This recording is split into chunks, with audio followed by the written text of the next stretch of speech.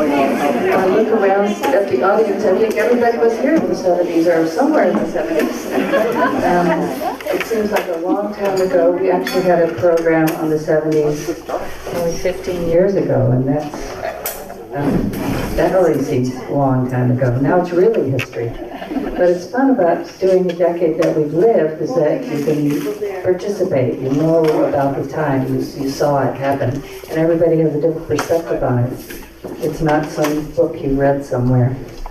So that's what the show is about tonight, and it's our annual meeting, so we have to have a very short business meeting, and I've reduced the business part by just saying that the minutes from the last meeting will be on our website, so you can read it there.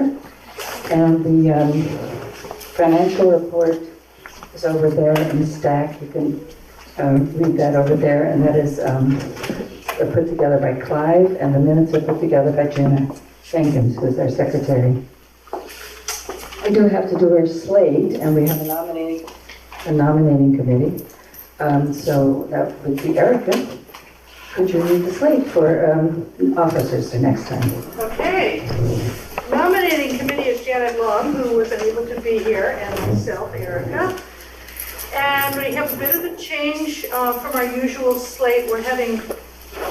We hope this is okay with our bylaws. We're combining the president into a co-president and having two. And it would be Willie Smith and Nancy Hill. Thus, there's no VP. I'm not sure why, but it seemed like a good idea when we were working on this. The secretary continues to be Jenna Jenkins, and the treasurer continues to be Clyde Gray, wherever he is, if he's here.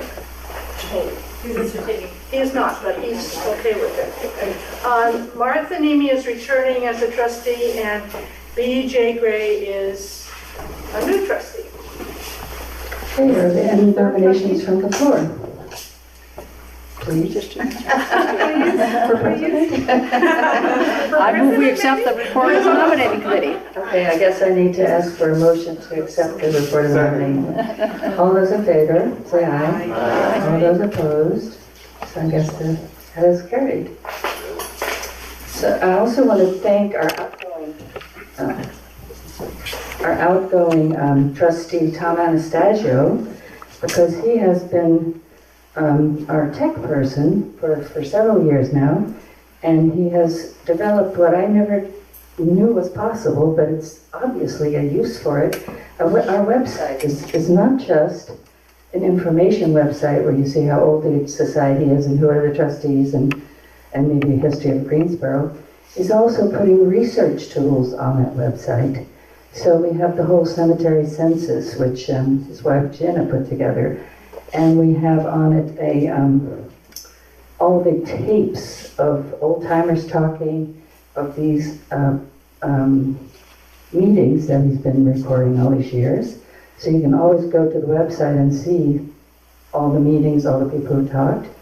The other really clever thing is getting all the genealogical information we have about people in Greensboro on the website, and he worked with some students at Lyndon State, and they wrote the program. It's on the website, but we haven't scanned in the information yet. But as soon as that's scanned in, and the Greensboro Association gave us money through a grant to pay somebody to do all that scanning. So it's not like who is related to whom, but it is, you look up a name and you can get all the information that we have about that person. So articles in the paper, anything they've done in Greensboro. So it's a research tool, which is, it's just a huge, interesting website because of it. So thank you, Tom, for putting all that work together. And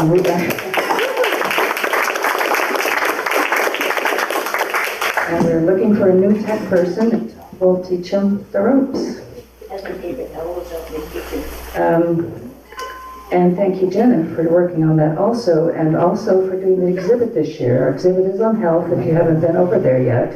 We have lots of great information about the health system in Greensboro, the Northern Counties Health Center generally, and the hospital before that. And that is also a phenomenon, having a rural health center like this. Not many places have it. Rural areas have it, but you can't get this kind of service in a city, for instance. So she's put together that exhibit. So go over there and see that. The hours, everybody look at the green sheet. The hours for the museum are there. And then we have a huge thank you to Gail, who has put together the Hazen Road Dispatch Anthology, which is a 40-year anthology of all the magazines that have been written by the Greensboro Historical Society. And we have it for sale tonight. And she had several editors. They met for over a year. They got lots of extra photographic material and exhibits for the magazine. So that's a big thank you to Gail for putting that together. We're going to have a launching of the magazine Wednesday night at 7 o'clock at the Guard tent, where some of the authors will be there and the editors will be there, and Tim Breen will lead a discussion on the magazine. May I add something? Yes, please. The founding editor of the Hazen Road Dispatch is Daniel right Metro.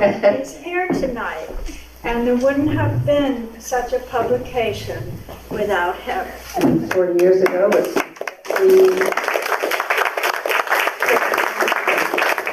what year did it start? 75? December 74, actually. Okay, December 74. And that was, and I think it's a pretty amazing magazine for a small historical society to have been put out for that, published for that many times. Then we have another great thank you to Jenny Stoner, who every year puts out 2 newsletters.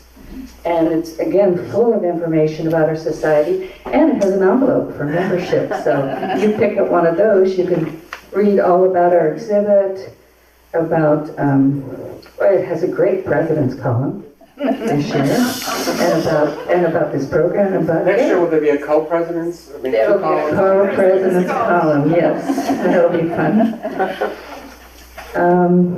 Gosh, I hate to not thank everybody. Everybody in the society does all the little jobs. It's just amazing. There's just always something to do, and somebody jumps in and does it. I did also want to mention Clay Simpson's memoir writing workshop. That's also Wednesday. It's at 2 in the afternoon, and it is in the Guard tent. So is the launching of the HRD. And that is together with Alan Davis. And then our exhibit next year will be about the China hands in Greensboro, which is about time that we had a huge exhibit about them. There are sort of not too many left. But we have a lot of written material, a lot of artifacts, and Clay will be in charge of that exhibit. So now I would like to introduce the program. You all know that the Vermont Historical Society has been doing 70s, and they will be doing it for another year, I think. They go around to the communities, and in every community we have these fora, and people get up and talk about their experiences in the 70s. So I thought I would do it here because we weren't on their list, and then this information can go to Vermont too. And Leslie Rowell has been working with the Vermont Historical Society, she's over there, on this project. And if you want to know more about that, it's at their website, vermonthistory.org/Vermont 70s. So that's and we sort of want to take over that format too. We have 4 panelists here who were living the 70s life, and let's just start with David Allen. He's on in the first seat. David Allen, how shall I introduce you? He's a local. He's a Vermonter, and he's sort of the bridge between the hippies that came in and the local Vermonters, because he had a vegetable farm. He turned his father's dairy farm into a model vegetable farm and ran it for many years on the Hardwick Street. And I know Highland Lodge couldn't have done without it. We got vegetables from him every day for years and years and years. And if we ran out, we just ran over there and we'd pick some, or he would pick them or whatever. So why don't you start, and then I'll introduce the next person. read this?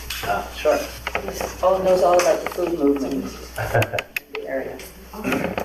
Well, I'm not exactly sure what I'm supposed to say here, except that we did started with lots of vegetables. It was a dairy farm, and I had no intention of being involved in dairy whatsoever. I left never to return because I didn't like cows and they didn't like me, and we had an agreement. I'd stay away from them and they'd stay away from me. And I ended up, after getting out of school, coming back to help my parents out, basically, because my younger brother was going to take over the dairy farm and decided not to. And it was kind of leaving them in the lurch.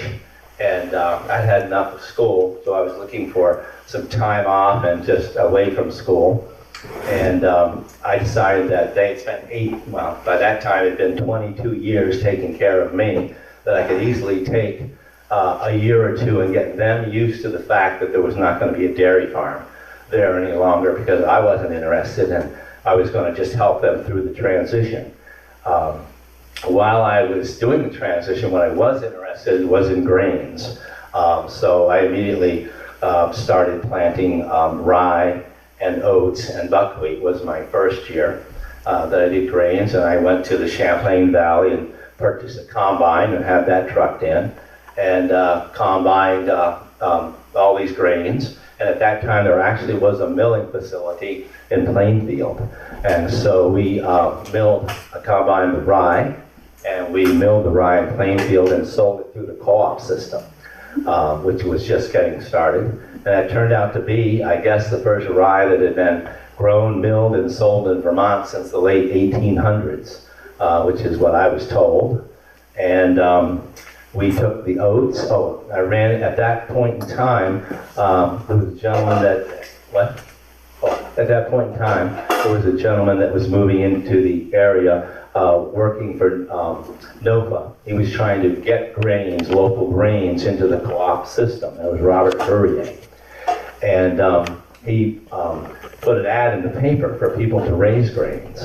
And I was already doing so, so I went to the meeting along with, must have been 10, 12, 14 other people there, met him, and he ended up buying the 8 acres of oats that I already had in the ground. And that was quite a wild story, because we had to, and there was a milling, there was a mill in Plainfield, as I said, for the rye, but there was no mill closer than Pennsylvania for oats, because they had to be hauled and rolled, and that was a much more complicated process. The closest roller facility was north of Montreal, so we had to take this grain, these oats, out of the state of Vermont into Canada and back into the U.S., and you couldn't do that without importing, if it was food for people. So if it was animals can cross the border, farm machinery can cross the border north-south without any problems. So we simply lied. We loaded the truck up and went through the border and told everybody at the border that we were hauling and rolling oats, and we were going to bring them back and feed them to pigs.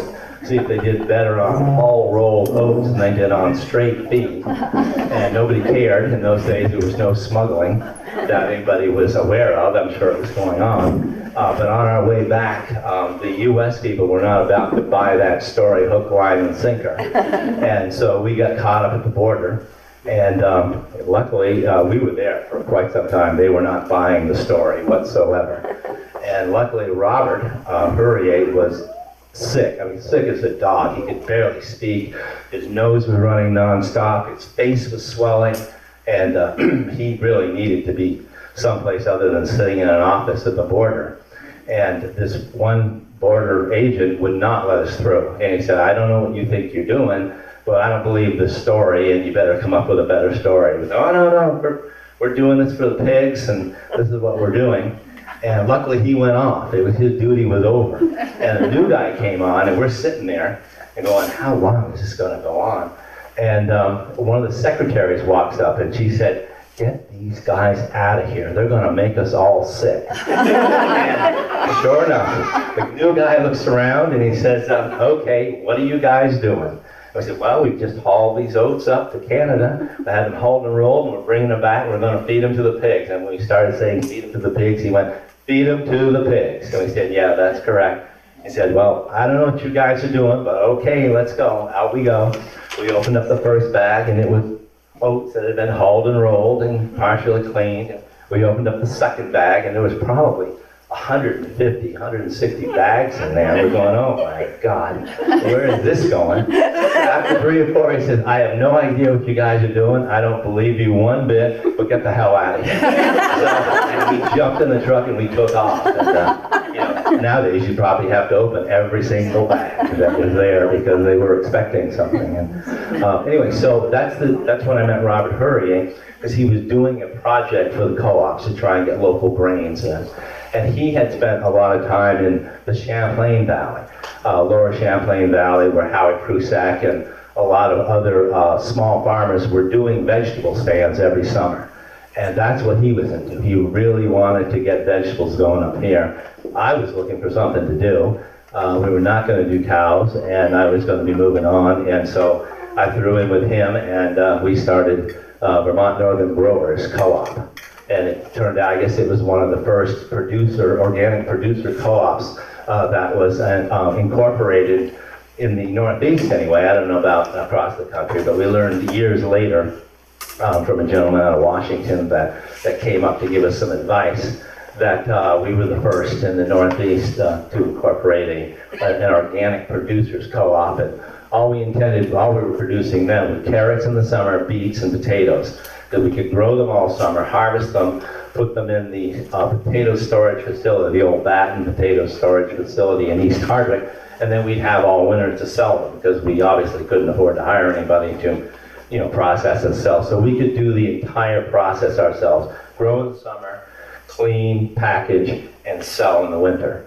And from there, it just kind of snowballed. There were six or eight other people that got involved in Vermont Northern Growers, and we ended up with 35, 40 tons of product in that building after a couple of years. And it spiraled from there, and then I left, and George Crane, the infamous George Crane, was a major part of that. And that's a great story around George, but unless somebody asks, I won't even bother to tell it. And so it kind of snowballed from there. And it was appealing to people that were moving into the area, particularly if they didn't know how to farm. Dairy was the only thing, but if you had purchased 5 acres and had a house and wanted to be a homesteader, the back to the landers, it was something you could do with your land without spending much money. You could get the local farmer to plow it and harrow it, and then if you bought yourself a rototiller, walk behind rototiller, you could start to produce a crop that would pay taxes, and if you were lucky, maybe go a little bit beyond that. And it just kind of kept growing and growing, and then most everybody was intending to be a small farm. And then folks like Pete Spreens came along, and his intent right from the get-go was to be as big as he possibly could. And he's doing a heck of a job at that. He's getting bigger every year and better every year. And so there's it's quite a movement with people wanting to be small, stay small, just hit the farmer's market and sell to the local businesses. And we go to Burlington and Montpelier and stuff. And then there's the folks that intend to make a major industry out of it that ship all over New England. So, and then of course there's all the trials and tribulations around that, good years, bad years, and the whole 9 yards. So that's basically the story that I have to tell. So, what's that? The Buffalo Mountain? Yeah, I was probably one of the earlier members, but I was not one of the people who formed it. I joined because we were looking for places to sell, and so I joined the co-op, and we were selling, and our products were going there. And other people would have more things, more extensive information about the forming of Buffalo Mountain and the other co-ops around. So, okay, thank you. A representative from Walden, Standard, and Hardwick in the Vermont legislature, and he has lived here since the early 70s, I think, and he was a Vietnam veteran, and he has always been in local government in Standard, and has studied how the 70s movements affected life today in Vermont. And would you talk about that? Yeah, sure.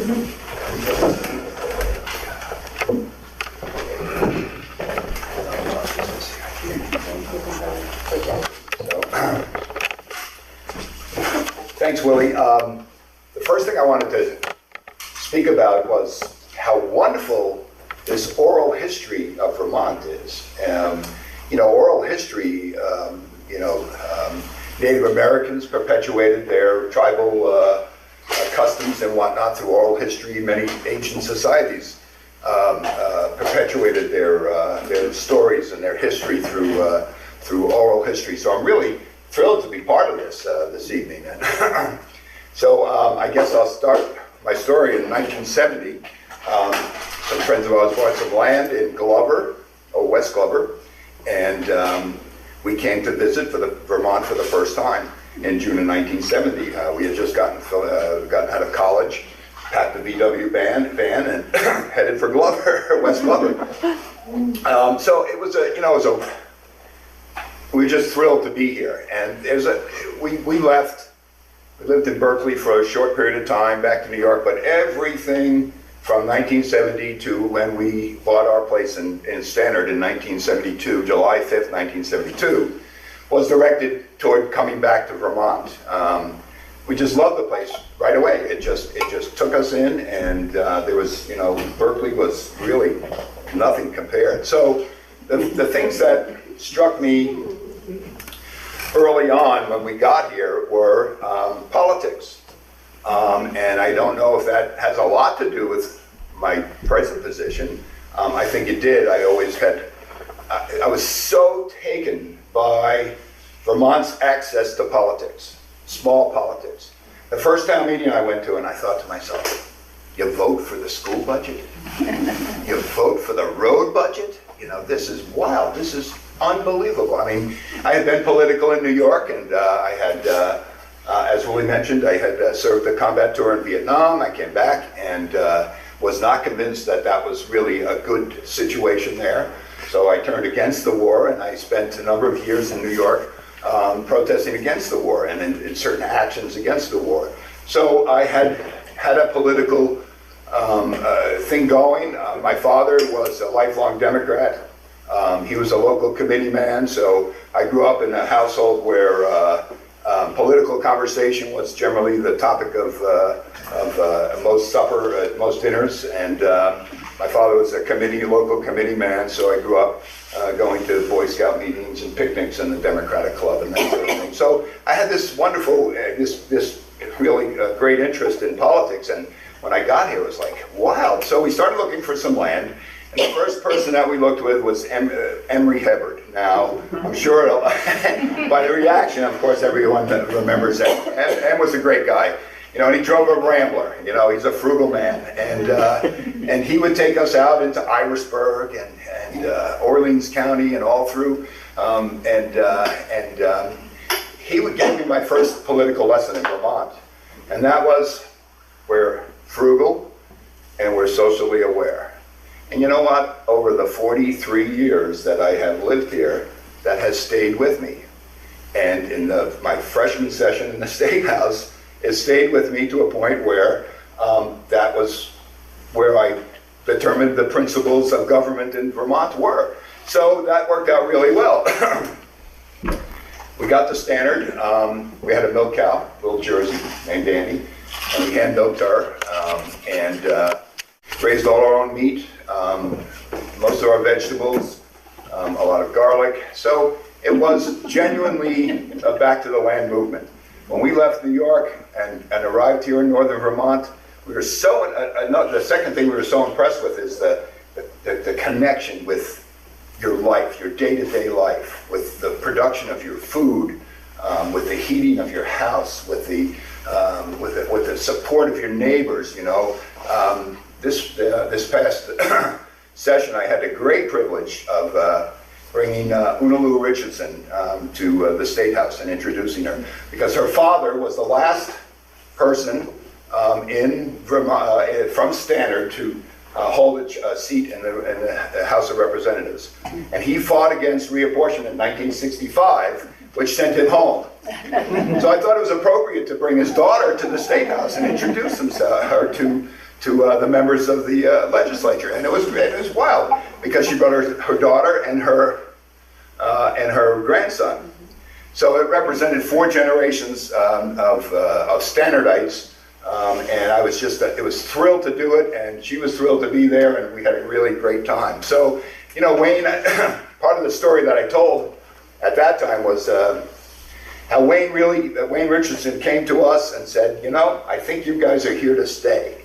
And he was like thrilled to have neighbors that when he had a cow down, he'd come and get us, and we'd help him get the cow up. When we had our tractor stuck, he'd come and pull our tractor out with his tractor.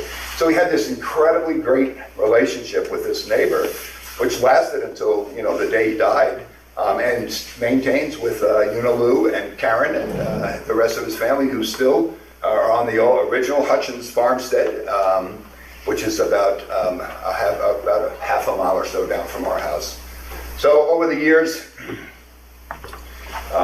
we began making sugar. And the other interesting thing to me, of course, is that we had to learn all this stuff. You know, we didn't come to Vermont thinking that we were going to change anything, because that wasn't what it was about. We emulated the people in Vermont. The people in Vermont were like wonderfully industrious and resilient people that impressed the hell out of us. So we, you know, when we came in, you know, a lot of people would say, you know, everybody comes, they want to change, they want to modernize everything. You know, that wasn't the case. The mowing machine we used to cut hay was as old as I was. So, and the tractor was just a few years younger. So, you know, we did this farming thing, and it was just enlightening to give that a try, and then working in the woods and doing some logging. So we had all these great experiences that we put together, and just loving to be here, loving the people that were here and that taught us these things.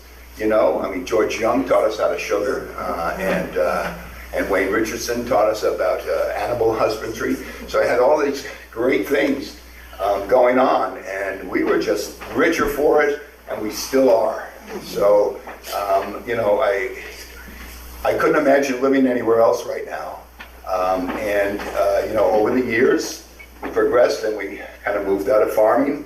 I worked in community action for a number of years, and for the last 30 years, I worked in a few different law offices in St. Johnsbury, doing public defender work, and that was a rewarding job. I'm just about finished with it right now, and you know, I guess I'll serve in the legislature as long as I get elected, and I'm thrilled to be there. It's wonderful work, and we can take this part of history that I feel, even though I wasn't born here, this great part of history that I feel from being here for 43 years, to the State House, and have an impact and make some difference, and talk to people who are lifelong residents who think the same way that we do, and are looking to benefit the people, the citizens of Vermont, and to do the right thing for the citizens of Vermont. So, you know, that's kind of where I'm at now. It was a great thing to arrive here in 1972, and I'm just going to stay. Thanks.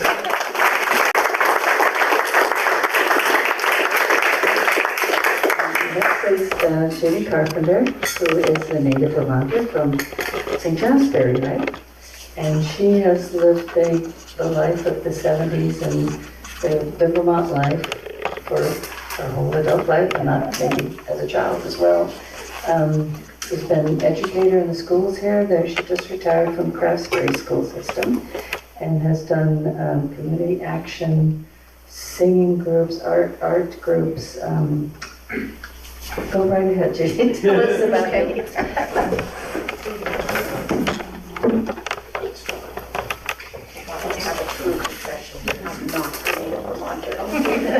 My ancestors go back to a Revolutionary War postmaster in East Concord in 1798 and in northern New Hampshire, so at both sides of the Connecticut River. but when I was born, my father was working in Portsmouth, New Hampshire. So.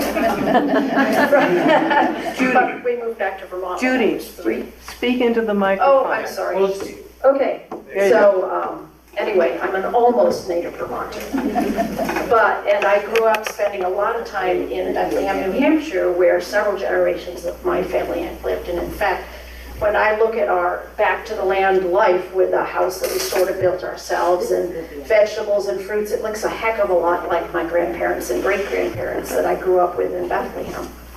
And I like what Chip said about the participatory and action that was always in Vermont, because I remember growing up in St. Johnsbury. I remember when Vermont was Republican, when the first Democratic governor got elected in the early 60s, and when the Fairbanks factory was set to close, and the whole town, including my 6th grade class, raised money to try to help keeping them there. And I think my first political demonstration was in 8th grade in St. Johnsbury, when the boys and the science test teacher were dissecting kittens and the girls all protested at recess. So, yeah, that tradition goes way back. But in the middle of the 60s, in the late 60s, when I was in high school, all I wanted to do was get out of here. It was the most boring place, and I wanted to go to the cities. And people started talking about Goddard College, and there was no way I was going to even think about a place 20 miles from home.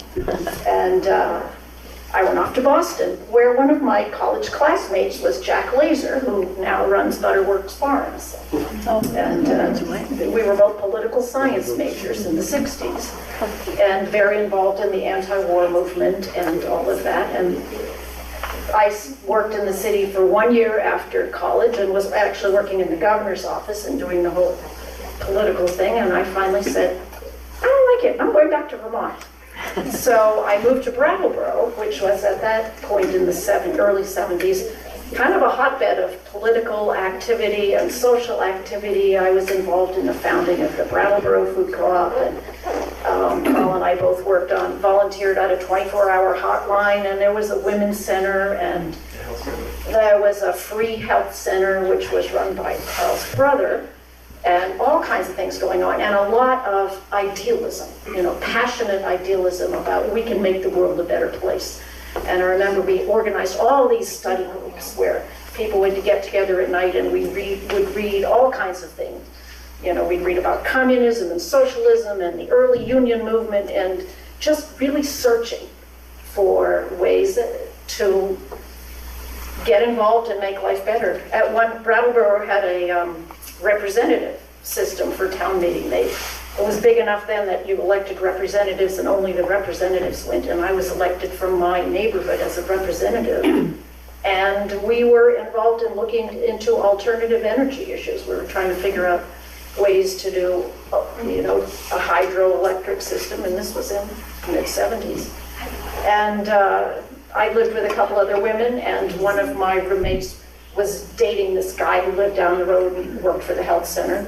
And he brought his little brother to dinner, and that was Carl. So I met him in Brattleboro in the mid-70s. He had come up from Philadelphia to visit his brother, who had also moved in the Back to the Land movement. And we lived in Brattleboro and did all that for a while, and then decided, well, that's not really Vermont.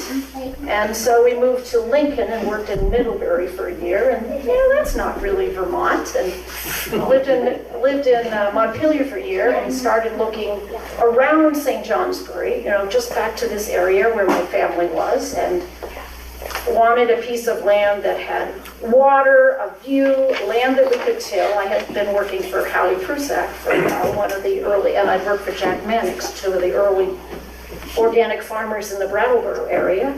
And we found all of that in this one piece of land in Greensboro Bend, and we are. And we were members of the Northern Growers Co-op, and not in its earliest days, in the post-George Crane era. and did the growing carrots thing with Leslie Rowell, who lived in our shed before she was Leslie Rowell, and we grew carrots together for 2 or 3 years, and then figured out we're going to do a whole lot better as teachers. So that's what we've done ever since, and have just loved raising our family here.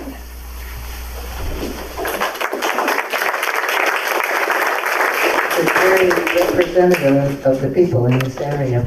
Our last speaker is Elka Schumann, and Elka is involved in Bread and Puppet. Everyone knows her. She's the granddaughter of Scott Neary and Helen Neary, who were the gurus of the Back to the Land movement. They wrote their book in the 30s of the Good Life. In the 30s, they were already doing everything that every hippie since then tried to do, and they did it very systematically, and it was really the Bible of the movement. And she will tell you more about that and her life. The Bread and Puppet, of course, is very political and is all about what's happening in politics. Thank you. Let's see, Scott Neary did everything that was right up her alley. That way, like this? Everything that the Back to the Land did, the more recent Back to the Landers did, they never smoked and they never drank. So that was a contrast. But, so my connection with Vermont started when I was a little girl, and we visited them. Helen is not my grandmother. My grandmother is Nellie Seeds, Scott's first wife. But Scott and Helen were living in Jamaica, where they built a beautiful stone house, and many other, even the outhouse was made of laid stone. And we visited very regularly with my parents and my sister. But one of the first visits there didn't turn out so well because my mother went into the garden and picked some of the green leaves off the onions to eat on bread. My mother is Russian, coming from a small village, and that was an ordinary kind of food. And Scott was very, he said very sternly, these onions are for storing for the winter, and you can't do that. And my mother, coming from a peasant family where people would give the shirt off their backs to any relative or connection, and they really were so generous and kind. This was a shock for my mother, and there was this kind of disagreement for a while, but came back. We figured it out and came a couple of times a year at least in the summer, and then in the sugaring season we always would come for some of that, to experience that. And when I started in my mid-teens getting interested in politics, of course Scott was a wonderful teacher, and he had so much information about the different political movements all over the world and so many things. So I really was very influenced by him. He had, I guess, I don't know, his initial fame as a professor, teacher, socialist, also politician in the early part of the century had faded, and he was more known for the Back to the Land, is his Living the Good Life book, and the Maple Sugar book about the sugaring experiences he had. But his politics was still very, very strong. But instead of talking in Madison Square Garden, he was going to people's living rooms and talking there about his political beliefs and ideology. And he went to the Putney School and wrote me a letter after that and said how impressed he was by the Putney School in Vermont, how interested the students were, what good questions they had. And at that time in my Ridgefield, Connecticut high school, it was the silent 50s, and no mention of politics was made at all. And that interested me about the Putney School, so I ended up going there for my senior year, and then 10 years later I went back to teach Russian for a year when the Russian teacher left on sabbatical. we lived in New York City, and they had our 5 children there in a railroad flat on the Lower East Side, and sort of longed in an idealistic way to one day move to the country and grow our own vegetables and just enjoy country life instead of being in the city. Our theater, which was founded in 1963, very quickly became involved in the protest movements against the Vietnam War, and the involvement grew and the puppets grew bigger, and more people joined into our part of the demonstrations against the war, and many of the shows that were created in the 60s were a reaction or had that theme of being against the war. But we didn't have any very realistic plan to move to the country, but Goddard College extended an invitation, and that was thanks to Jules Rabin, who had been part of our company in New York for a while. He was a professor of anthropology there and got us invited to be a theater in residence. And there it was just out of the blue and a wonderful opportunity to do what we have been dreaming about. And the college gave us a beautiful farm, Cake Farm, which is now, I think, a well-known farm for growing organic vegetables and herbs. And it's not right in the college, it's by itself. The buildings are on a rise, there's a barn, and then a flat field in the end of the Winooski River. And when Peter saw that, my husband, he said, instead of touring in the summer, let's tour in the fall, winter, and spring, and then spend the summers creating one big performance, one big show that'll be done once a summer. And that was called Our Domestic Resurrection Circus. And it began in a kind of experimental way, but by 1974, it had really gotten a pretty figured out form of little shows, then a central circus with a live band and dancing and music and political acts and goofy acts, whatever, beautiful music and so on, and then followed by a pageant, a wordless procession of big puppets. They were with themes, sort of maybe mystical or hard to understand things, but something's very visual that would roll across the landscape, and the audience sat on one side and just watched this panorama going by. And that form stayed on for the next 25 until 1998 anyway. And we were very happy there. We worked together with students. That was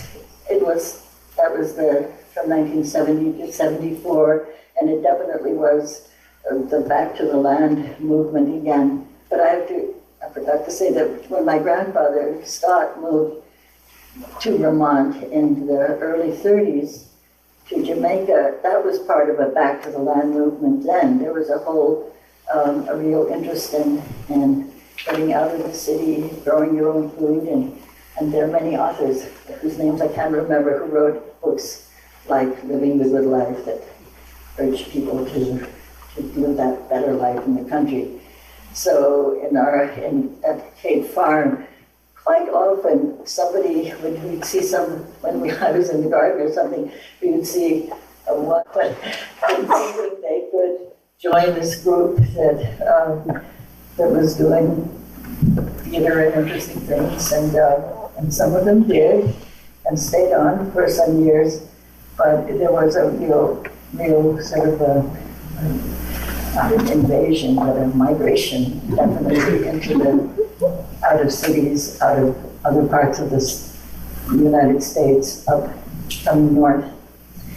After 4 years at Goddard, the college told us that they had actually not invited us to stay forever, but this was temporary faculty housing, and we had stayed for had our stay, and now they needed the space for the next faculty.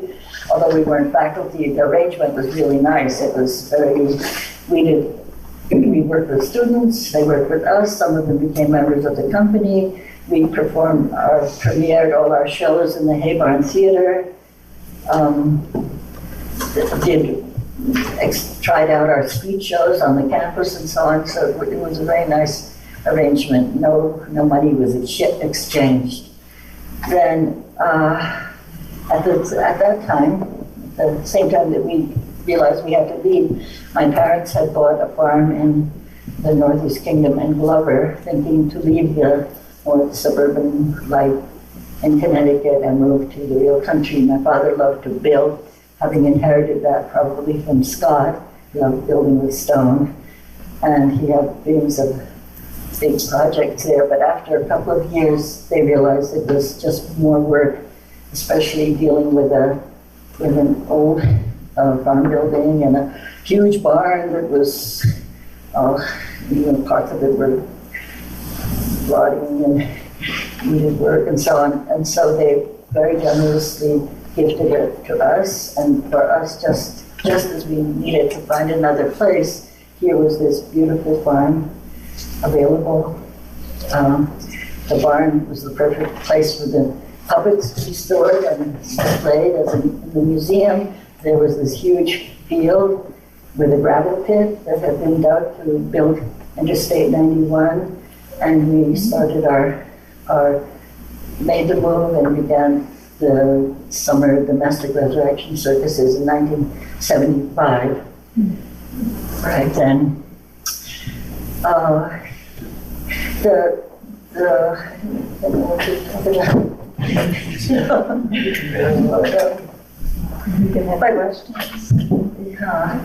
a little bit about Daisy Dock.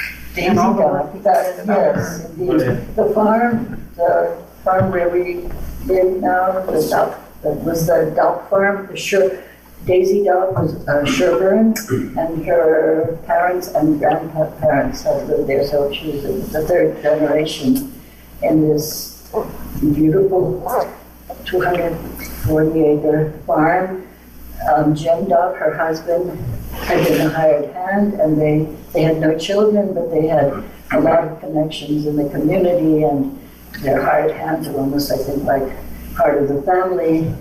And they raised, on the farm, when the barn was built in 1863, it was this prosperous time for Vermont, because this was sheep country, wool country, and wool was needed for the Civil War, for the soldiers' uniforms and blankets. So they could afford to build this humongous 100-foot-long, 3-story barn. It fit our needs so well. And Daisy, besides being really a very involved farmer and met all the aspects of the farm work, they also had a big sugaring operation, and first sheep, then cows and chickens, and their own garden. And she also wrote articles for the Newport Daily Express. Very nice articles. I collected some of them in the Vermont, Orleans County Historical Society, put them into a book, which is out of print, but it's full of these stories of growing up and living and working on a Vermont Northeast Kingdom farm. And she was very sweet, and I was so happy that I got to talk to her and get to know her. And she kind of would say things like, you know that well on the east side of the house? Well, sure look at it, there are all these copper pipes, you know.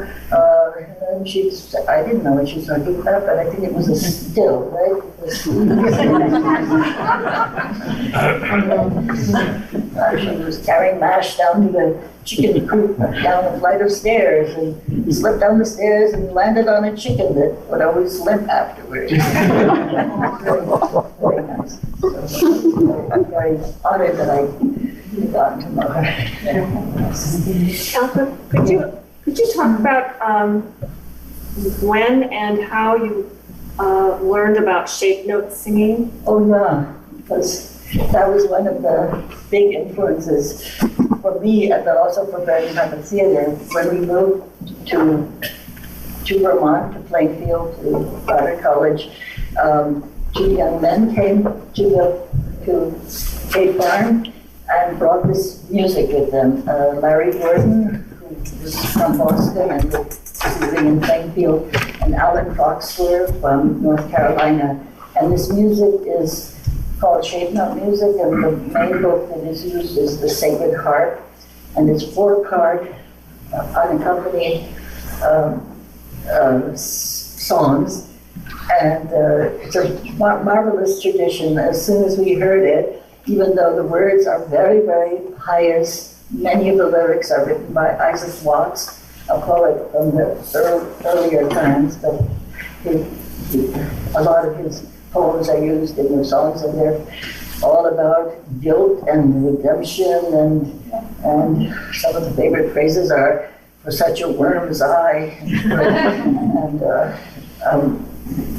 we're not religious in that way, but the music is just so powerful, and it's a combination of old, not old-time folksy music. It's more like Renaissance or medieval music, and a kind of folk music. The people who composed it were not professional musicians. They were farmers and craftspeople, and they were also musical, so they wrote this 4-part music and traveled around as singing masters, mostly in the fall, teaching young people, and to keep them off the streets, to keep them busy. This music, and it's not concert music, it's not meant for being performed, it's sung in a square, the singers all face each other in a square, and it's sung for the joy and pleasure of the music and the singing, and we immediately took to it, learned several of the songs, and incorporated them in a number of our shows, and still continue to do that. Like last Sunday, at the end of the pageant, this a shape note song was sung, and for the last quite a few years, every July and August, we have a sing on Tuesday evening at 7:30 in the building behind the museum, and everyone is welcome. You can come and sing if you'd like, or just listen and get a sense of this old tradition. And the tradition has continued because even though most of or a great number of the songs were written in the late 1700s and 1800s and into the 1930s and 50s, but because of Larry's work with Village Harmony and Northern Harmony, he sets up summer camps, and a number of very young people in their teens and early 20s have composed their own sacred harp and shape note music, sometimes using old texts, sometimes their own. So it's a really powerful tradition that has been revived. So that's there's more questions. Anybody else have any questions for any of our members?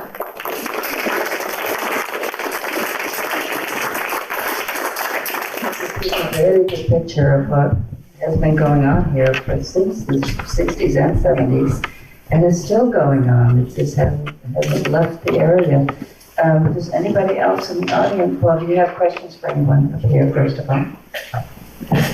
Yes, Nancy. I heard that Chip lived in the house where Bernie Sanders does. Chip lived in the house. Yeah, we're going to do tours, $20 a piece.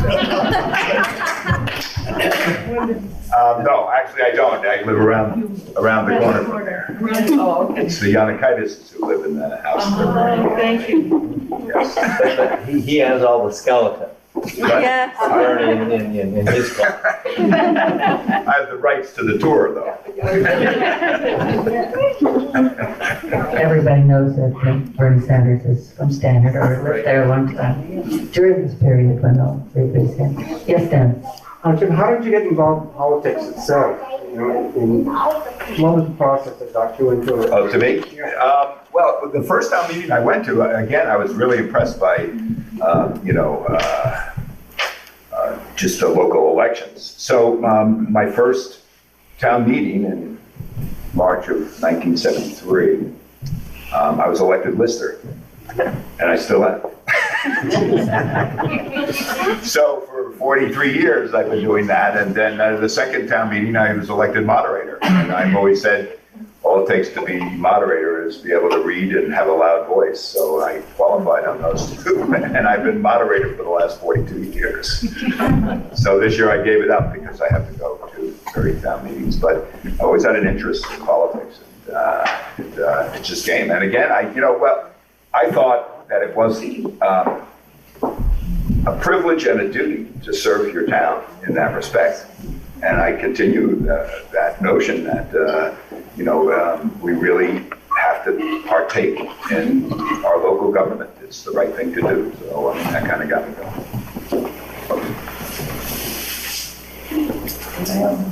Erica. Well, when we were doing our Back to the Land thing, I noticed the difference between now and then was, one of the things was that the infrastructure for farming, for example, was still in place here. There was a freezer locker, people who cut up meat in East Hardwick, there's a slaughterhouse in Hardwick. I'm sure none of these places would pass inspection now, but there were places you could take your tractor to get fixed in Hardwick. The grain is pretty close. The whole supporting thing that you need to do the kind of farming we were doing, which was small scale, was still in place. And I think that kind of went out to some degree. And I don't know. I know they're talking about that there aren't enough slaughterhouses now. They're trying to remedy that. And there's also a whole lot more ways you have to do things that you didn't have to do things back in those days, and none of us died, so, well, some of us probably died. But, everything has to be stainless steel and very pricey to do anything, so I think that's one of the big differences that I noticed about then and now. One of the things I didn't talk about, and Jim did, was talking about the neighbors helping, and we moved in. And the first thing we were doing was we were building a shed that we were going to live in and for temporarily. We were pouring cement posts, and it started to rain. And all of a sudden, this guy shows up and says, "I see it's raining, and I brought some plastic to cover up your holes." And that was the beginning of our relationship with the Dunbars, who had 8 kids, grown-up kids, and immediately adopted us as their 9th and 10th. And Uncle Glenn and Aunt Mary to our kids, and every household or tractor or vehicle or any kind of problem we ever had, Glenn knew how to solve. And you could say something about that, Carl. Well, not only did he know how to solve, but he knew when they happened before we picked up the phone. Mary finally told us that was because he kept an eye on us through the scope of the 30-30. I saw you on the porch in your nightgown the other day. When their backyard would flood, we would call up and say, "You want to borrow the canoe?" And on April 1st, there was usually some kind of prank. And I think that's the kind of relationships that happen around here with the older residents and the younger residents. And we're still very connected to the Dunbar tribe. And, I don't think we could have done without them. And then, of course, they moved on, and now suddenly on our hill, a few years ago, we got new neighbors. And they're just as great old Vermonter neighbors who help us solve all the problems of Tucson. So it just goes on and on, the interactions. I attended the Vermont Historical Society gathering in the townhouse in Hardwick, and was impressed on a series of themes there that, while you have touched on, haven't gotten into as much detail, and perhaps I stimulated a little more discussion in that regard. That some of the themes that I remember, people came up here for organic farming, and you've mentioned carrots and your approach, but there seemed to be a real movement in that sense. A lot of people came up. People came up for communes, to be free and to do their own thing. I was impressed by gender issues. There were several lesbian that got up and talked about how they came because it was a free society up here. And I got a sense that from that this was for the 70s, that Vermont was a considerably different place than some of what we see today. I don't know if maybe, Judy, you touched a bit on the neighbors being helpful was a major theme as well, I think. But Yeah. whether some of these other themes, the organic farming that you talked about, Mr. Allen, but also the commune movement and the whole question of sexual freedom. Well, we certainly, there were communes all over, and we were not ever lived in one, but we're friends with people who lived in communes in the Brattleboro area. And people were trying to buy a big piece of land and farm it and live together and in their little houses. And how many still exist? I don't think very many still exist. A lot of the people who were there are still around, and some of them are still living on those places. And there was a commune south of Brattleboro that was incredibly artistic. Peter Gould lived there, who people probably know from Gould and Stearns as a performer, and he does the Shakespeare Festival in Craftsbury, lived there. And Miranda Porch, who's a fairly well-known poet, and they would put on these Shakespeare performances in the field, and revived a play by Royal Tyler, which I think Garth did a few years ago and said they were the first revival, and I remember seeing a revival of it in the 70s in this field in Brattleboro, and brought there was a lot of artistic people, and we knew gay people and lesbians, and they were part of the community, and there was just no, I think Vermont has always been a live and let live state. And this is much later, but I remember when the whole civil union thing was going on, that going with my 13-year-old daughter to the debate in the State House, where people came and they had all the speakers, and there were so many people there, we didn't even get into the main hall, and we were in the basement. And you think of the divisiveness that can happen at that kind of thing, because there were the church groups who were totally opposed and the people who were in favor. And everybody was sitting all mixed together incredibly civilly, which you don't hear in other places. And I think that tradition goes way far back, and people came and didn't bring it, but joined it. Whether, Mr. Troiano, you ran into this, for example, the signs that appeared on lawns a few years back, Take Back Vermont, and how you may have been exposed to that kind of feeling from some of your constituents. Well, I wasn't in office at that time, but I remember it was a very contentious time. That was a real movement, the Take Back Vermont.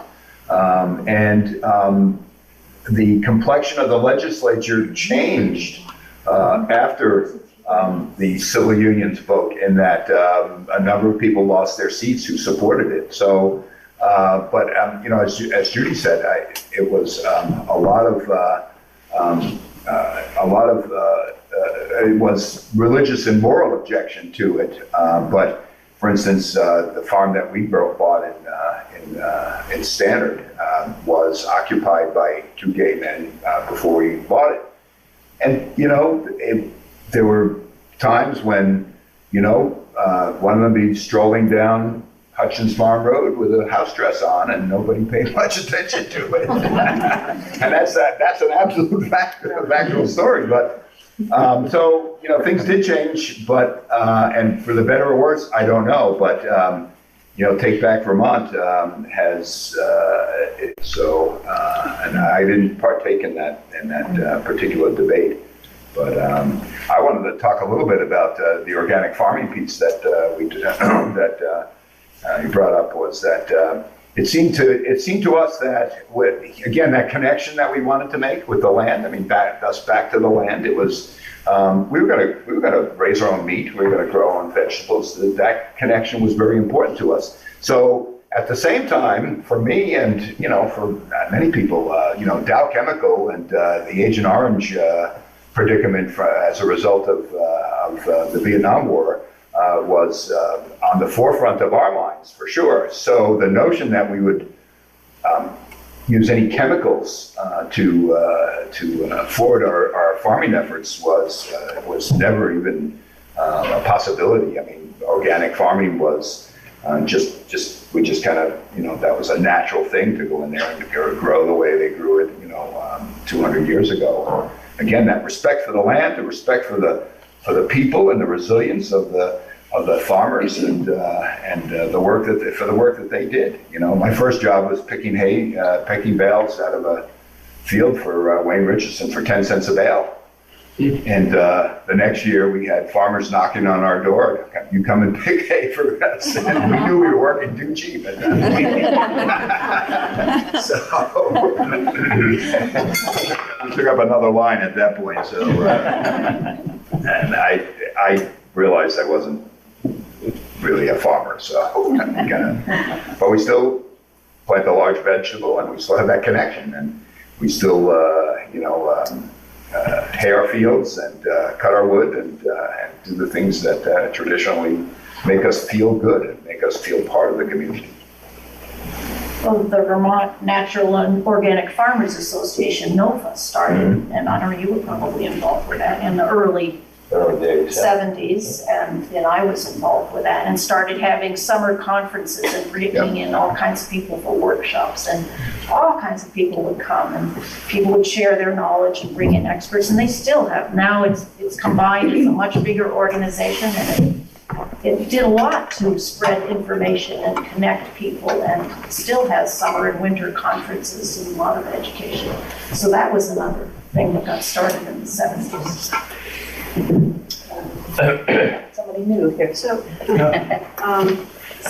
you mentioned that you were a very thoughtful group, and you had meetings, and you read literature, political literature, and you thought about how to change the world. How do you think the movement of people, particularly people from out of state who had been educated in various universities and came here to go back to the land and farm, how did they influence education, public education in Vermont, or did they? That's a good question. I wasn't a teacher at that point, so I didn't start teaching until about 1980.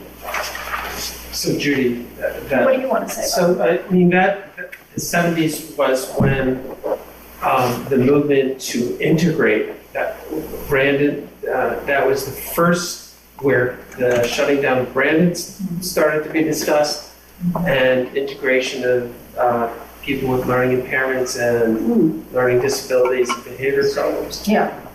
So that was the very beginning of that movement, and I think that the people who, I don't think it was just people who came in. Again, I think it was an openness to look at different possibilities and different options. Plus, there were some horror stories that came out in the 70s because of some political people who were looking into those things and exposing them. So I think that's true. Vermont was a national leader in that. Right. And Carl and I both worked at a mental health facility in Bellas Falls, where a lot of these people who had come out of Brandon were living in community homes. What was Brandon? Brandon was the state training school for the retarded in Brandon, Vermont. And before the 70s. There were two, Brandon Training School for the learning impaired, and then the Wheat School. That was behavioral. Behavioral problem. Yeah.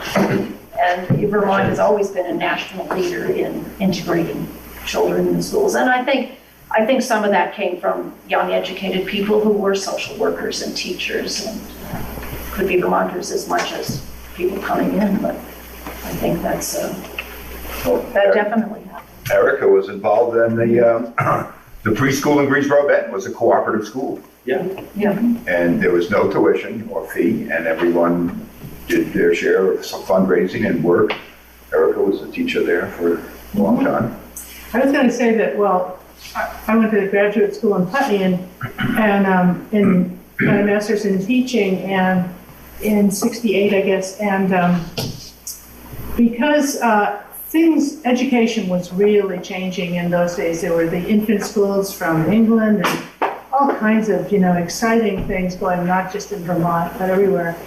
But Vermont wasn't quite ready for some of that, and so we couldn't get jobs in southern Vermont because they knew we had that persuasion, and so that's one of the reasons we came north, because they didn't know about any options. My first job was teaching in Wheelock, which was 69, I guess, or 70, and it was really scary. There were books with, reading series with black and white kids on the cover, and the kids would say, I ain't reading that book with no nigger in it, and I just didn't know how to handle it. It was way beyond my expertise, because it was a whole culture that I just wasn't able to deal with. But, eventually we all kind of moved along, and I guess hopefully we've come a long way. But I think there was a huge divide between some of the people that came in from outside and some of the old ways that were still going on. Especially up here in the Northeast. Maybe the southern part of the state was a little more cosmopolitan, I don't know, closer to... I taught at Burlington High School started in '69, and we had one of the first classes in the state that I team taught with the other teachers, environmental studies. And we had a class of like 80 kids, and we had field trips and projects, and we did a ton. Willie Hunt from the Perron Farm was in that class. I just went to his 60th birthday, and you're old when your students turn 60. I wondered from Elka if you could reflect a little bit on the audiences that you attract, because I've seen some of the bread and puppet performers in Washington in protests down there. The classic paper mache head, large head on those workers that do the scattering around working on the site when you're at the old gravel pit. But to see them in Washington, to know that they're coming from the Glover area, it's just the very wide reputation and the number of people you attract for your pageant and circus. I think the puppets just in themselves and their size and their variety attract curious people or kids and so on, even though our shows are rarely, specifically made to be children's shows. But in our area, there are a lot of people who live, just down the road or very nearby who've never been to our museum or to our two shows, and they're not hostile, but they just are not interested. But that going into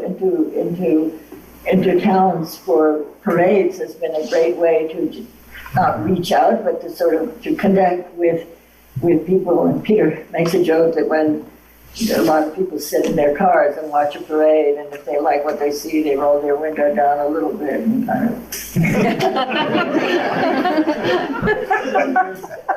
there's an acceptance and also this live and let live philosophy that they don't bother us and they don't, I just want to reflect on one thing. It was the summer we came over, and I worked for the U.S. Agency International Development, and there was a big sign with AID among all the other government agencies that you were about to burn. And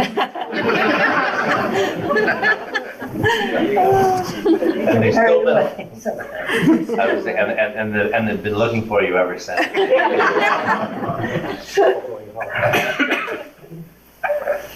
Well, when I brought my father over from Holland to live here with me, he had been in the tradition in Holland of Bertolt Brecht and all those East German theater people.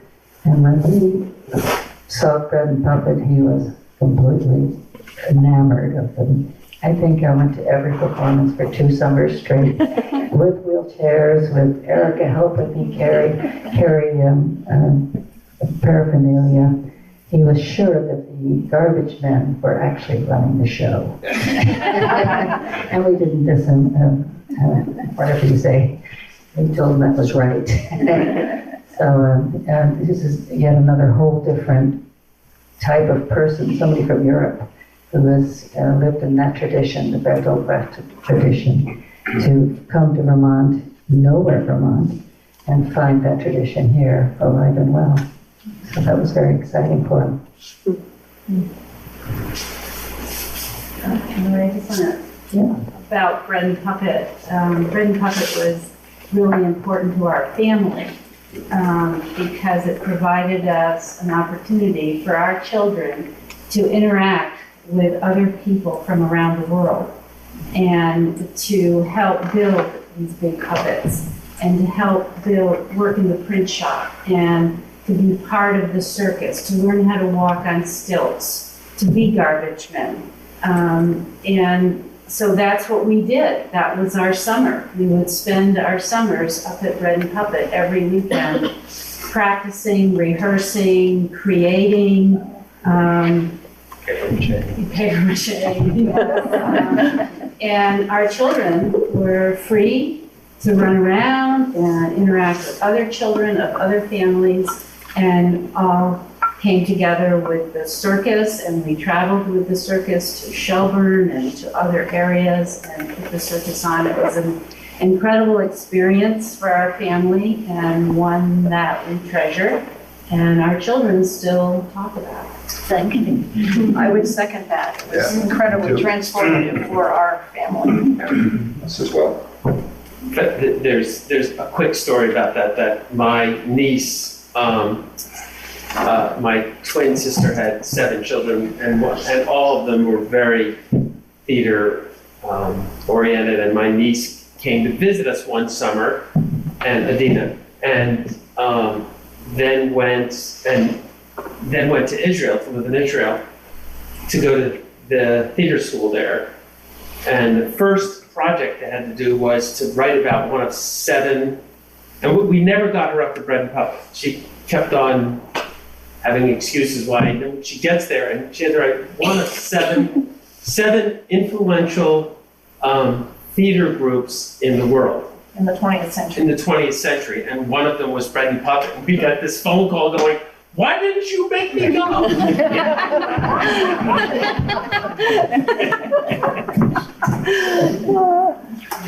Now, when we were first at the lodge in the 80s, I would overhear people who had just happened upon the Bread and Puppet Theater, and they went to see it. It was still the big show in the field, and I overheard them talking on the phone saying, "There are still hippies up here."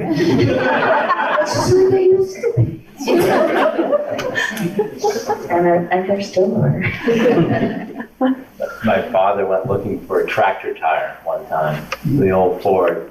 He was driving around, just trying to find a place, and he came back and he started telling me about this barn in Glover that he'd stopped at. He was telling me about going into the barn, and then the gentleman was inviting him in and said, "Well, we don't farm here any longer. This is a circus and a museum."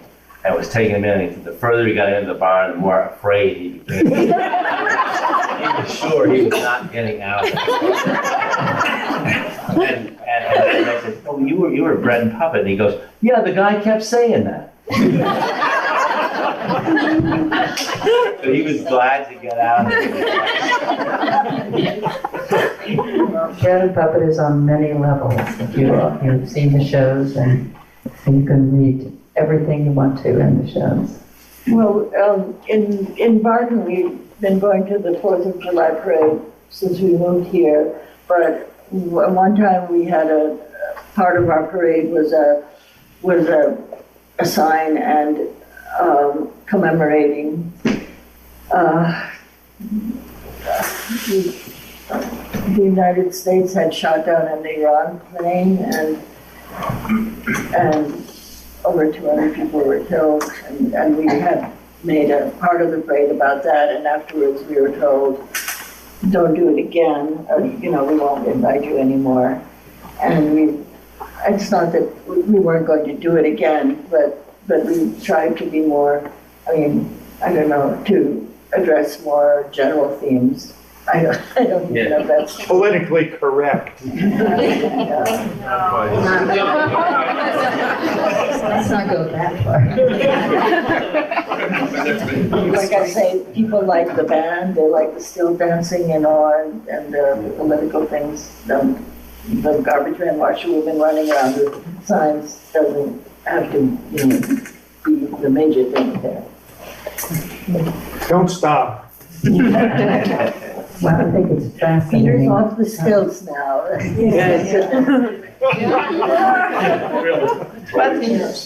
But the international nature of it, and it's like Bobby said, the kids would meet people from Puerto Rico and Czechoslovakia and Bosnia during the Bosnian War and Russia and everywhere that you just don't have that experience around you. I think with these 4 people, we've seen pretty much a cross-section of Vermont, and it hasn't really changed that much since the 70s. It's still going, and I'm really glad to be here. I'm sure all of you are too. I just want to make a disclaimer that last poster is not a church poster, even though it's on a church building. Now Ray brought all these posters, which are great for the others.